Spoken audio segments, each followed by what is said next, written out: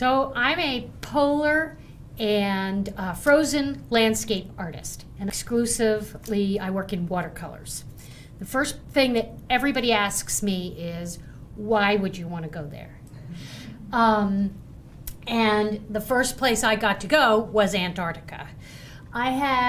Since I was about 15, I had read every adventure book around. This is a small painting I did of the Endurance, trapped in ice. I'm a big Shackleton fan, and I always just have been fascinated by cold places. I was raised in New York City, so there isn't really a lot of kind of connection except for having read these books. There were no girls on any of these adventure trips, certainly no Jews from Brooklyn on any of these ships. And yet I always knew this was where I was going to go, and I was going to do it. 21 years ago, I got to go as a tourist to Antarctica. It was a 2-week trip. People generally ask, how'd you get there?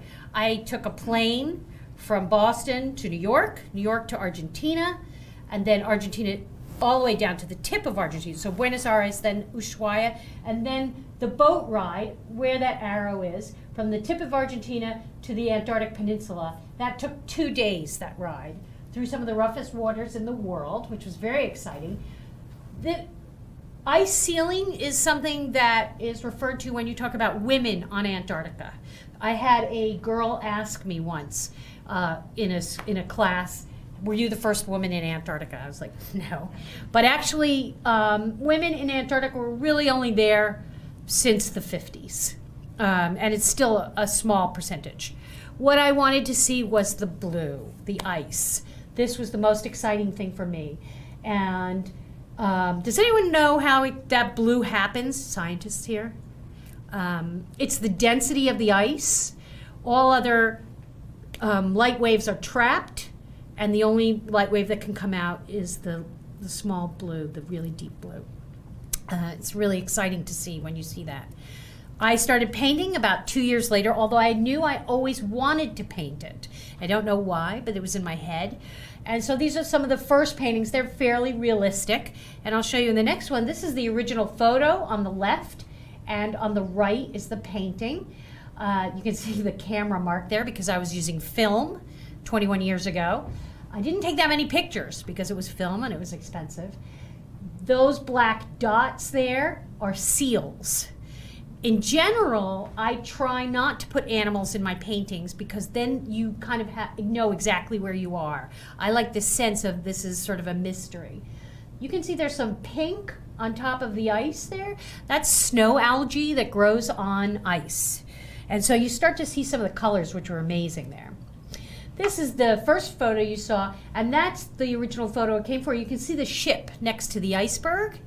We were trying to get some sort of shelter from the wind, and it's actually quite dangerous to be next to an iceberg like that because eventually the water below is warmer than the air, and so the ice begins to melt below. Eventually, you know, this is the tip of the iceberg. Eventually the tip part is heavier than the bottom part, and it flips. And you don't really know when that's going to happen. So it's very dangerous. You're not supposed to climb on them or do anything nearby. But most of the boats that go there have underwater radar at this point. I decided to start painting. Why would I think that I could even do this? I have no experience as a painter. I started painting essentially 17 years ago. So that's 4 years after I was in Antarctica. I had some friends, we were called the Bad Girls, who just really were super supportive. They had bought me watercolors to take with me. And my kid who would do anything that I told him to do. And so here I'm making him do some canvassing. So people were optimistic and thinking that I could do this. So that was okay. And I was a parent at home. So it was a good way for me to use some of that time. In Antarctica, the first thing I would say that surprised me was how much color there was. And this is the color of kelp. These are paintings that I made from kelp that was on the shore.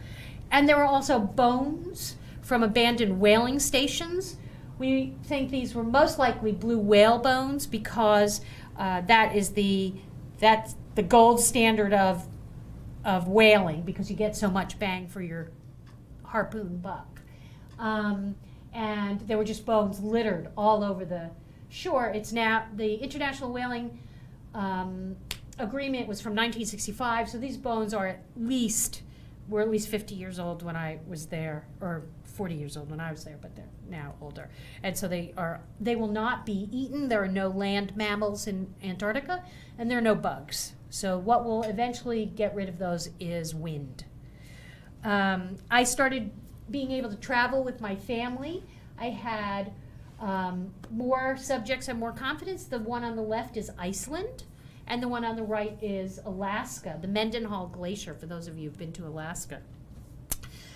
As a painter, I started to really think about my own style, and so I began to do more and more abstract pieces. And this is one of the things about not having animals in my photos, in my paintings, because again, you put a penguin in a painting, you know where it is, even if the rest of it is fairly abstract. But these are all based on real photos of what the real world that we live in looks like. The one on the left is from an aerial photo of tundra melting in Alaska, and this is pack ice in Antarctica. So you can see it's getting more and more abstract. 5.5 years ago, 6 years ago, I decided I would apply for an artist residency. A lot of my artist friends were really supportive and said, oh, you should try one of those. And I did apply for one and didn't get it, but I got a letter with it that said, you should apply for others. The reason you didn't get it is because of your financial range didn't fit what this residency was. So I started looking, and there was this residency at the top of the world. And I thought, oh, that looks interesting. And I did not tell anyone that I applied for it, because I was like, I'm not going to get it. And then I get an email saying, we're sorry to tell you. So I was like, okay, didn't get it. But I thought, well, I should read it in case they give me some advice. And they said, we're sorry to tell you, you didn't get this year, but you're going next year. So I was like, okay, I guess I got to tell my husband. I really hadn't told anyone. So I was like, oh my God. So this is with the Arctic Circle, and we were sailing on a tall ship around the island of Svalbard. Anybody here read The Golden Compass? That's the island of polar bears, where Yorick Burnison lives. We didn't see any armored polar bears. But this is 500 miles from the North Pole. Just to give you a sense of how far north, it is almost too far north to see the Northern Lights. The Northern Lights are more available closer to the Arctic Circle. To go on a trip like this, where I was gone for a month. It was 2 weeks on the boat, but I was essentially gone for a month. As a mom with, at that time, a 12-year-old kid, I had to really spend a lot of time figuring out, what am I going to do? How am I going to do it? And so the first thing I had to do was a Kickstarter. I had to raise money. So if you think 6 years ago, Kickstarter was still not as all over the place. And I had to explain Kickstarter is like a WGBH fundraiser, only you'd be sending me somewhere. So there were still people who didn't really know about it, and I was very successful in my Kickstarter, which was great. Shopping, I had to do some shopping for this trip. Most people ask what I need to buy. As a New Englander, I didn't really need to buy that much. The weather was pretty much the same as winter here. But the organization of an absence is the big part. And this is, as an artist, this isn't really something that you would think, oh, you have to do all these things. I had to, get the dog sitter for a month. I had to, make sure that my kid was going to have dinner every night, because my husband was home, but he was working, he had rehearsals, he has a life too. So it's interesting because when I speak to groups, I often have mothers come up to me and say, how did you do that? Because in retrospect, it was insane, but I did that. And it left a mark on my family. This is my son and my nephew and me. We're in Brookline Ice. I don't know if any of you have driven past that place. Brookline Ice is where all the ice sculptures for New Year's Eve are stored. And so they let us do the video for the Kickstarter in Brookline Ice. So that was pretty cool. The residency itself had 27 artists, 6 men, 21 women. It was gender neutral when they do the applications. They don't know the names of the people. So this was the one with the most amount of women. They were from 10 countries, and you can see on the map kind of all where they were from. There were all different types of artists, painters, spoken word, poetry. You can read all that. You can see. This is a picture of us. The ship, the day we started on the ship, it hadn't snowed yet in Svalbard, and then it snowed pretty consistently after that. So we were this was in September, so right before winter sets in. And then you see the sign that says, beware throughout Svalbard, danger throughout Svalbard. Svalbard has more polar bears than people in the winter. In the summer, there's a lot of tourists that go by. This is what the onboard experience looked like. You have kind of a higher level part of the galley and then lower level. And most people had laptops of some sort. And those artists actually were able to do a lot of work, the people who use their laptops. So those would be photographers, videographers, the sound artists. Those of us who were painters, dancers, writers, we couldn't really do a lot of our work there. So it was more of a gathering expedition as opposed to there was just not enough space. My pieces, as you can see, are large. So it would take up the whole table. It would not be possible. And of course the boat's moving the whole time. There's no sort of flat time.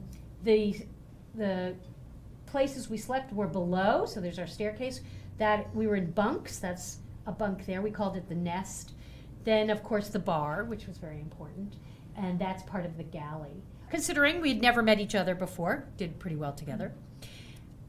We were working when we were on the ship. This is someone who had a GoPro that she put on top of a kite, because of course there weren't drones then. So this was like pre-drone, second year of GoPros. So we were really avant-garde. And so she was sailing the kite above and doing these really cool imaging. And she was doing a lot of map projects. Everybody had their own kind of work that they were focused on. And everybody had to give a presentation during the evenings. So each evening there'd be like 3 artists. And this is my roommate giving a presentation talking about her dog, but she is a fantastic artist. Her work is quilts made out of wood that are taken from Hurricane Sandy.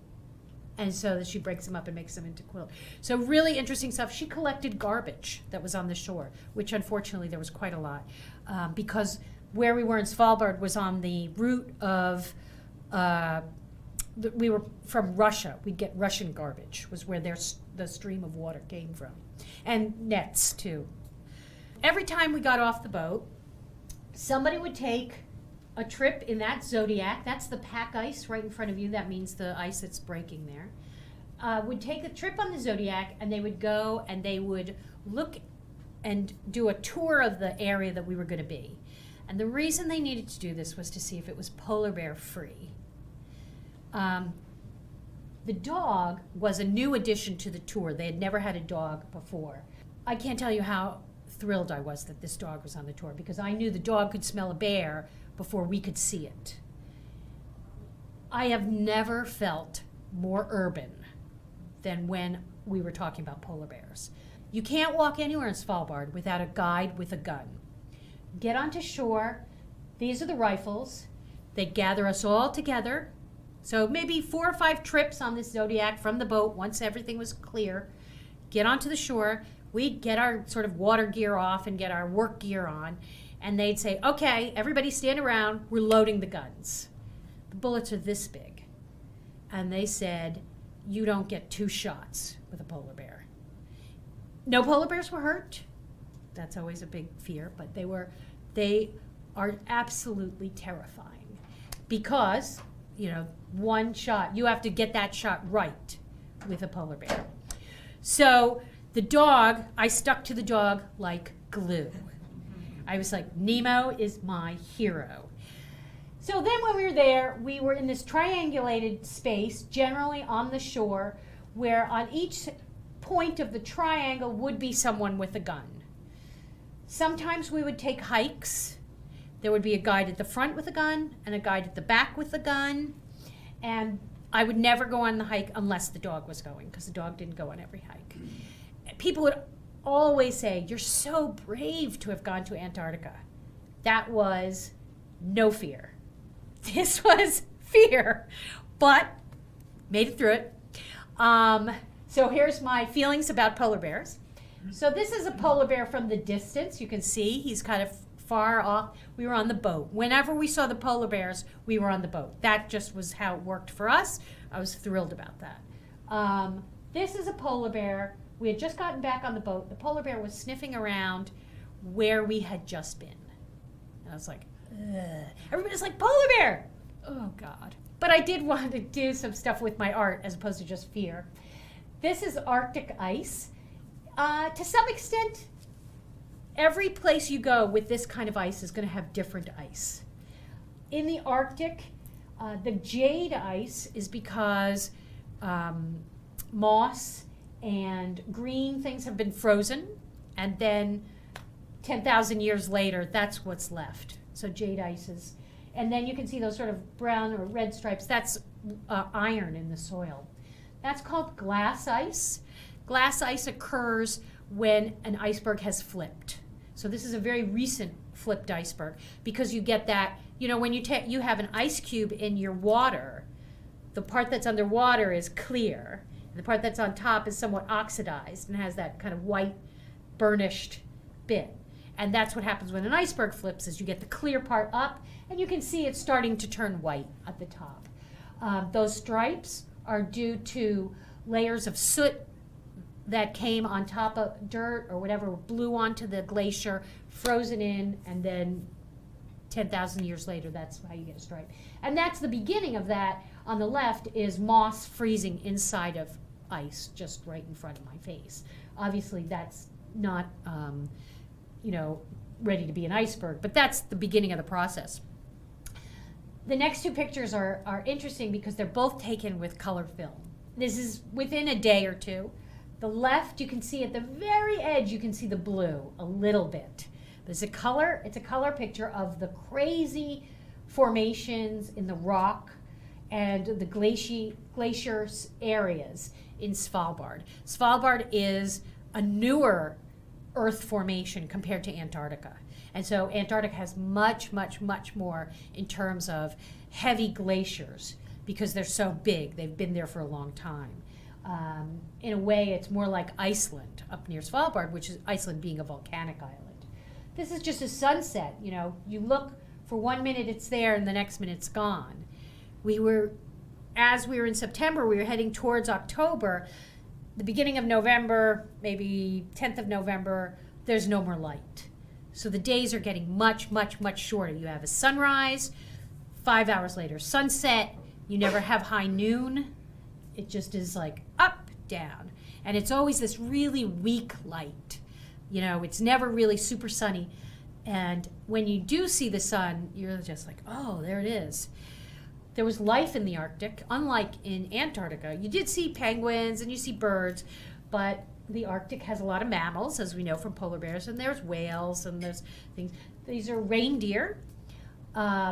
We were actually on a hike there with Nemo, and the reindeer didn't come anywhere near us. We had some Canadians on the trip, and the Canadians said, if you hold your hands up like this, the reindeer have terrible eyesight, and they will come to see if you are reindeer. And I was like, this is so stupid.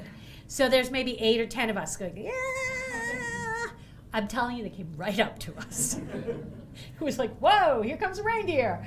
And they were totally fine. They weren't interested in us, really. And then this is the big city on called Longyearbyen on Svalbard. And you can see it's not a big city. There is a university there, though, and there are people who live there all year round. There are schools for kids because they're professors and people who live there all year round. The children in the schools they have a play area. At the play area, They go out in their very, very bright vests. Remember that part of the time they're going out, it's totally dark. They have lights on their vests, and there's always someone with a gun. They count them coming in, they count them going, coming out, they count them going in. Because you just don't want to lose a child to a polar bear. That's a painting of some of that same earth formation. To the left, this is an abandoned whaling station in the Arctic. They don't have any buildings really left in the Arctic. And that's because, for the most part, they're still whaling in the Arctic. And they whale on factory ships. So anything that would have been there, they would have moved off into something that they could use. But this is moss that's growing in the area that was a whaling station. And the moss, we weren't allowed to get close to it. You could not touch it. It was about 50 years old, this moss. And it grows on the oil of the spilt from the whales. So it's this crazy, grows tiny, tiny amounts. So there must just be tons of it in the soil because it grows just based on that. There's the painting of the moss and the ice. Another one of the formation, and then some of the glaciers. So then the question is, what did I learn from it? What am I doing now? This is obviously a picture of me. One of the things about being an artist is you could get a degree, but it doesn't really mean you're an artist. You kind of just have to say you're an artist to be an artist. And that's it. And then people believe you. And so one of the things on the trip, I was feeling very self-conscious. I felt like, well, I haven't been doing it this long, and there are people here who work in museums, who teach college, who are retired artists. I mean, there were some famous artists on the trip, and I thought, I should just kind of keep my mouth shut. And they were really encouraging. And one of the things they talked about is permission. Permission to say, I'm going to try this. I'm going to do something different, and it doesn't matter because I'm an artist and I can try and do that. And it's just sort of owning that word, which is the own your artist self. Practice. This is something that pretty much everybody knows, that you do a little bit all the time and it adds up. You have to just keep at it. And a lot of artists go and they just work, and maybe they're not doing something that's focused on what their show might be or what they're teaching or whatever, but it's just always sort of fueling that artist head, and you just have to keep working. Small steps add up. You just a little bit all the time, walking into your studio, do a little bit, walk out, walk back in. It just does add up. And I found that communicating through a blog and then doing writing was actually really helpful, because a lot of putting your art out there is about sort of being able to say, this is what this package is, and this is why you might be interested in it. A lot of times I'd say that artists don't feel comfortable writing about their work or talking about their work. And I don't know, obviously don't have any problem about it, but that is a really important part of being able to share your work with the world. There's nobody who's, or the person who is being discovered by Instagram with no other explanation is rare. You're going to have to sort of talk about yourself a little bit or your work. So now it's 5.5 years later, and I am still processing what I learned there. I'm still a full-time mom. I still have my kid at home for another 4 or 5 months, and that is something to try and balance that. There's no question that that's tough. I have not been able to travel as much as I wanted. It was actually a very difficult thing for my son, for me to be gone a month. He had started a new school, and that was the first 4 weeks of his new school. And we really paid for that. I had to come back and be not just full-time mom, I had to be 110% mom. And then, maybe I could do some art on the side. And you just have to find which weeks you can do which. Then, we didn't get to travel as much. I've been to Iceland since I got back, but that's the only place I've been to since. And so I started taking photographs of winters in Boston, some of the ice formations here, and doing some more abstract pieces, and I'll show you a few of them. I have new surfaces. You can see over there that square piece is on something called clayboard. It's actually not made for watercolor. Everything I work on is watercolor, and that's because I like to use water to paint water. And also, I really feel that ecologically, it's the best paint for me to use. You don't use a lot, you don't waste a lot, and it is dissolvable. So by using that surface, it does something very different than the surface next to it, which is traditional paper.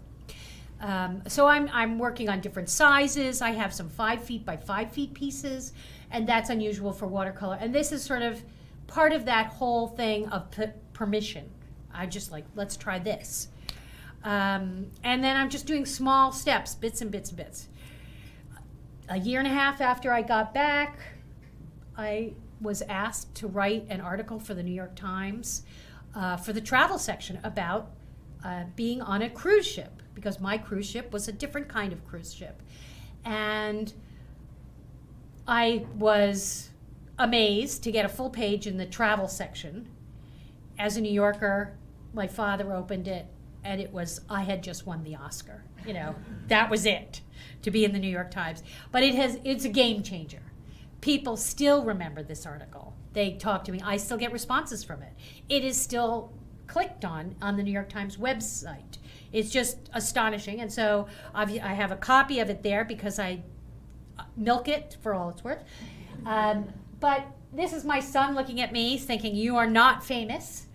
But the day, literally the day that came out on paper, because it was out online on a Friday, the Sunday morning it was out, someone emailed me and bought one of the paintings that was in the article. And here's a funny thing about being an artist. The first thing they said is, will you give me a discount? And because I didn't speak to them in person, I hadn't sold that much at that point. And we have always been told, don't give discounts, don't give discounts. Because I was not speaking to them in person, I said no. And I was like, oh, I just blew it. Sent the email. I mean, right back. Okay. I was like, oh. And it's funny because all of a sudden I was in a different level. Like, I just didn't realize that. But by being in the New York Times, it was like, you get to call the shots a bit more. So that was very exciting for me. So now here's some photos. That's top left is a photo of Spy Pond in Arlington this year. In December, actually it was last year, in December when it was so cold and the bubbles had frozen in the pond. The photo on the bottom right is a photo I took while walking the dog. That's in Stony Brook Reservation, just an ice formation on the ground. It's amazing to see what you see with the ice in every place that's different. So that's near, this is far. That's Iceland on the top. Here you have these black stripes in the ice. Again, the ice is different in Iceland, and that's because of the volcanoes. So the ash lands on the ice, freezes, and then, 10 years later, 20 years later, it's covered in snow. And then as it comes off of the glacier, it flips, it goes up, obviously the volcano didn't make the stripes that way, but the iceberg is flipped on its side.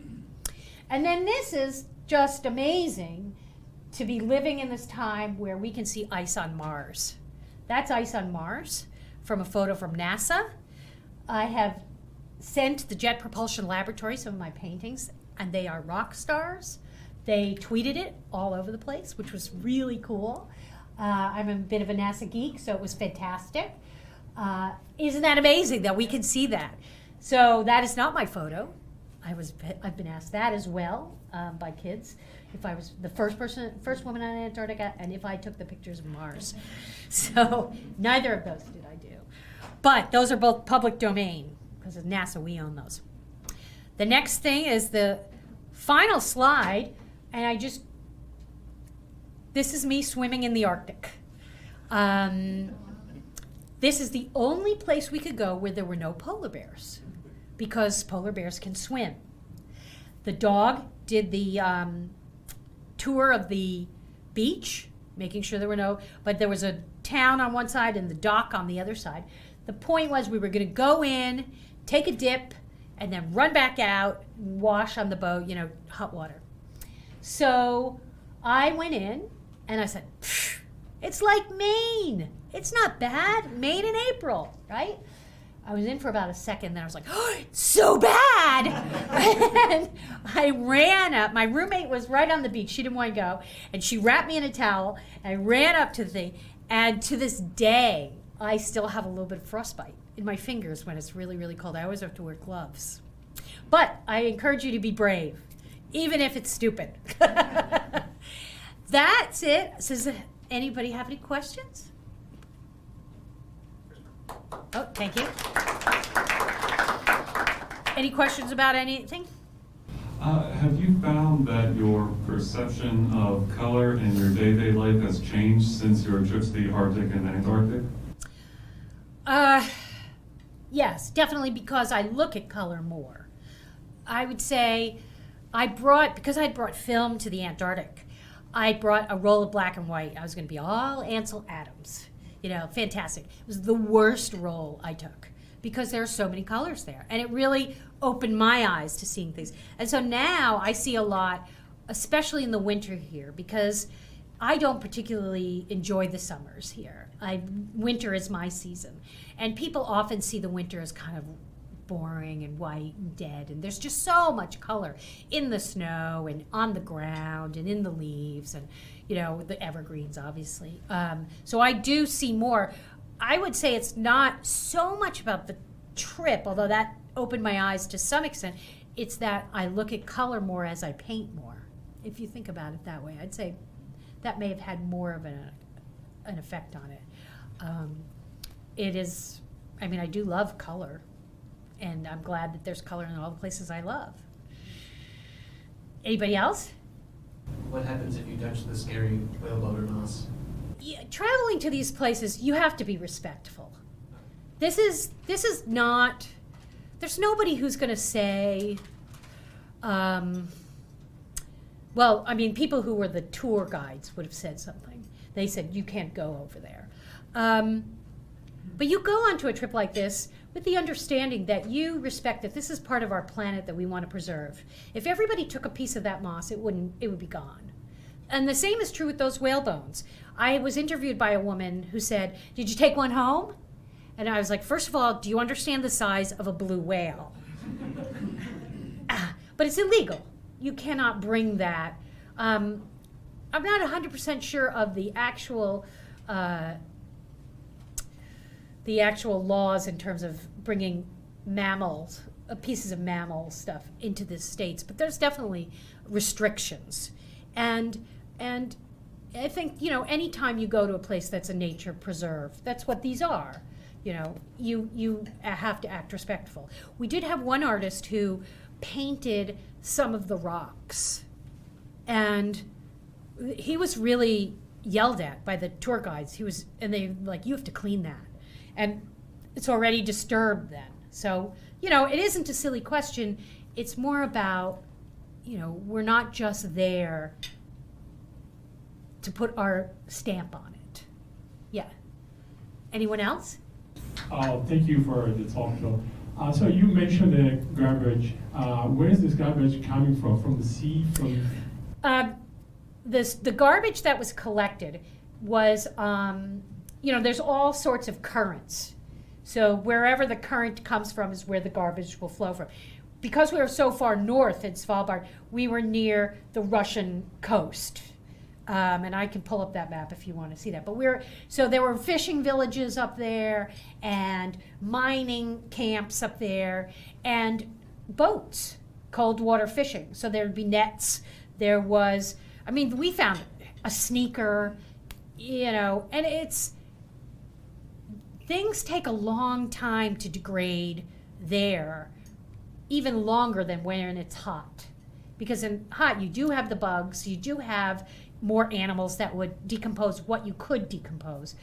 I think the worst part of it is the nets, because those are the things that whales and other mammals that need to breathe in the water, and fish in general, they get caught, and that's sad and horrible. But that's it was coming from Russia, from that kind of thing. Some days we didn't see any, but if you think about even the coast here, we get currents from, the north, and they come down, so we get garbage from there. Yeah. Thank you. Oh yeah, no problem. Anybody else? So I'm always trying to find new places. So what are the places? You also said you like the cold a lot. So you must have a list of places or ideas and all that, like some non-standard places, like Northern Quebec is on my list and stuff like that. Do you have stuff like that on your list? Well, the place I'd really like to go right now is Greenland. Greenland is just beginning to get on tourists' radars.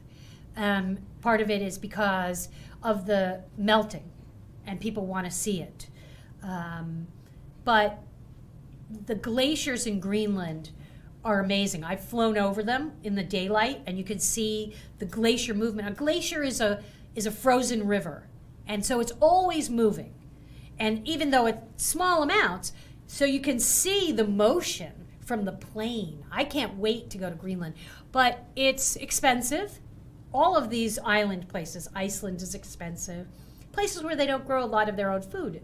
Alaska can be expensive. But Greenland would be my first place. Iceland, anybody who talks to me about Iceland, that's an amazing place. There's so much in Iceland. There's lava, there's hot springs, but there's glaciers, and there's, you can swim in the water, the hot waters as well. And it's so close. That's the other thing. Iceland is a very tourist-friendly place. They all speak English. After Greenland, I'd love to go back to Antarctica, but it's a really long trip, and that's the thing, and expensive also. I've talked to people about trying to be an artist in residence on a tour boat, something like that, to kind of, mitigate the cost. And again, I don't mind talking to people, so I'm fine with that. But that would be top of the line there. Yeah. Anyone else? I was just curious if you had any big traveling plans. I guess you just talked about it, but if you had any big traveling plans for, it sounded like your kid was going to move out of the house. Yes, once he's gone, that's when I've started applying for grants to go to places like Greenland and Iceland. There are a lot of artist residencies on Iceland, but they're mostly inland. And I really want to be on the shore. Again, I'll start applying. I could never go back to Antarctica. I went before he was born, and that is during the school year. So unless you're in Australia or something where the school year's different, it would be impossible. And like I said, it really took a hit on the family. I would say we, just pulling him back from what was a really tough time. I mean, to be honest, it sucks to be 12, right? In a new school. And then it's not helpful if your parents are kind of trying to figure out what's going on for a month during that time. So yes, once he's gone, see ya. But, people often ask me what people wore or ate on the ship. Does anybody want to know that? Yeah, that's like I always get asked that. The ship had to have 2 weeks worth of food. There was no place to stop. And so they had these huge freezers, and the fresh fruit was like really, really, they had been refrigerated pears, refrigerated apples, stuff like that. But we had a lot of fish and a lot of stuff that you could freeze. In terms of clothing, it was all the same that what you would wear in February here. But the one thing on this ship is that because it was almost all women in this group, they did not buy enough toilet paper. So my roommate and I, we're both from the New York area, we were like, we're taking it. I don't care. We put on our best New York thug attitude, so to speak, and we would sneak into the group bathroom and steal rolls before. And then we arrived at this one store, the northernmost store, and they bought a ton of toilet paper. But it was like the things that they can't prepare for, you're in trouble when you're on that. So you were going to have a question? Yeah. Unrelated question, though, if you wouldn't mind. You were on a tall ship. Did Yeah. you sail? We did. It is a barkentine. I don't know if that means anything to you. There were times when we were under full sail, but for much of the time it was combined. But yes, we were often used to help pull the sails up, pull them down, wrap them up, whatever. There was a point when we were sailing and it was really rough, and they said, you have to be below. And we were like, okay. And I don't particularly get seasick, so that was no problem. There were people in other rooms who were just tossing their cookies. But me and my roommate were fine, and we were just like going like this. And I was so proud. I was like, look at us in the Arctic Ocean, because I'm all like Shackleton. And we get out, and I realized we were in like a fjord. It was nothing. So I was like, oh, we don't know anything, It was rough, but I don't think we had any kind of experience of that really rough weather. Although in the Antarctic, a storm was chasing us. So as we went down, there was a storm behind us. You could only get off the boat if it was less than 35 knots, the wind. So we got off the boat every day, 2 or 3 times every day. The boat that was behind us never got off. They could never get off the boat. So you never know what's going to happen when you go to Antarctica. But when we came back, we went into the teeth of it. And we got hit by a rogue wave, which stove the side of the boat in. It wasn't a sailboat. And I was in the cheap seats. I was in the bottom of the boat because I couldn't afford more than that. The people who had paid a lot of money where they could have like a balcony so it was like this. So this part doesn't move as much. So I didn't really know. I didn't even feel it. I was like, whatever. And then we went up and I was like, oh my God. And the whole side of the boat is like punched in. And they had to change course because we can't keep going into this. They said, oh yeah, we'll fix it in a day. Happens all the time. And there was going to be another tour group leaving, like we get off on Saturday, they leave on Sunday. They said, oh yeah, we'll be ready for that. Yeah, they're used to a very different scale of those things. And last question, at night, we have so much light pollution here. What were the stars like? Was it amazing? They were amazing. It's cold at night. When the sun is down, it's really cold. And so you have a lot of tears, so it isn't, and I wear glasses. So it's not as easy, but I would say probably one of the first times I've ever seen the Milky Way. I don't see that in New York, here. I have no experience with it. And so they were amazing, but I couldn't see them all the time that well. We did see a tiny bit of northern lights, but they were to the south of us, just a little bit. It's very hallucinogenic. And in that kind of thing where you're just seeing this tiny bit of green and you're like, is that real? And you're tearing that amount of time too. So it's like, what's real? What am I imagining?